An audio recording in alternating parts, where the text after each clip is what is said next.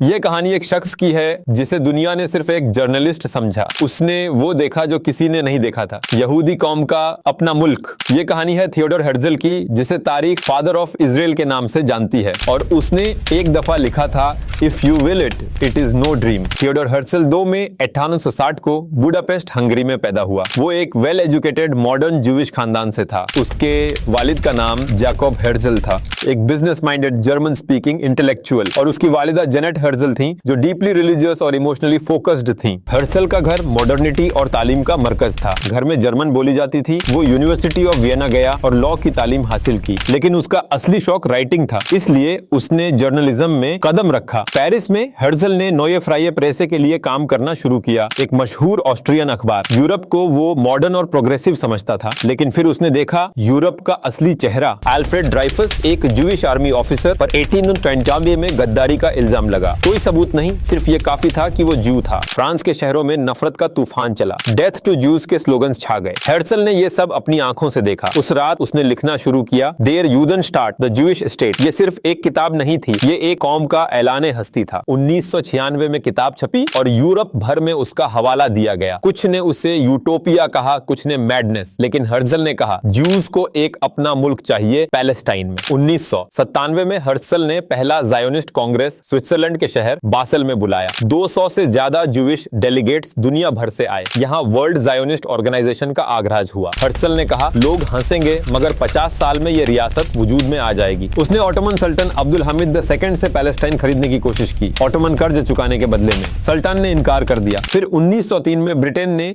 Uganda plan propose किया, एक temporary homeland east Africa में। जायोनिस्ट मूवमेंट में इख्तिलाफ हुआ, कुछ लोग हामी थे, कुछ मुखालिफ, मगर हेrzl ने कभी अपना गोल नहीं बदला। उसका सफर सिर्फ एरेट्स इजराइल के लिए था। 1904 में सिर्फ 44 साल की उम्र में हेrzl दुनिया से चला गया। उसने इजराइल को नहीं देखा, लेकिन उसका बीज जरूर बोया था। अगर आप इस कहानी में खो चुके हैं तो वीडियो को लाइक करें, चैनल को सब्सक्राइब करें और कमेंट्स में बताएं कि अगला सफर किस तारीखी शख्सियत का होना चाहिए। हेrzl के वफात के 13 साल बाद ब्रिटेन ने बेल्फोर डिक्लेरेशन जारी की। हम पैलेस्टाइन में ज्यूइश होमलैंड के कयाम का सपोर्ट करते हैं। 1920 और 30 के दशकों में हजारों ज्यूज ने पैलेस्टाइन का रुख किया। उन्होंने किबुत्सिम बनाए, जहां वो आजादी और एक नई जिंदगी का तस्वुर लेकर आए। फिर आया सबसे बड़ा जख्म, वर्ल्ड वॉर II और हॉलोकॉस्ट। 6 मिलियन ज्यूज को मार दिया गया। यूरोप ने हेrzl के खौफनाक सपने को हकीकत में बदल दिया। 1947 में यूनाइटेड नेशंस ने पैलेस्टाइन को 2 हिस्सों में बांटने का फैसला दिया, एक ज्यूइश और एक अरब स्टेट। 14 मई 1948 हेrzl की वफात के 44 साल बाद इजराइल का कयाम हुआ। एक शख्स जिसने सपना देखा और दुनिया को वो दिखाया जो किसी ने कभी सोचा भी नहीं था। If you will it is no dream. अगर थियोडोर हेrzl की कहानी ने आपके दिल को छुआ है तो इस वीडियो को लाइक करें, अपना फीडबैक कमेंट्स में दें और चैनल को जरूर सब्सक्राइब करें। ऐसी और कहानियां हम आपके लिए लाते रहेंगे, जो तारीख को महसूस करने का तरीका है, सिर्फ याद करने का नहीं।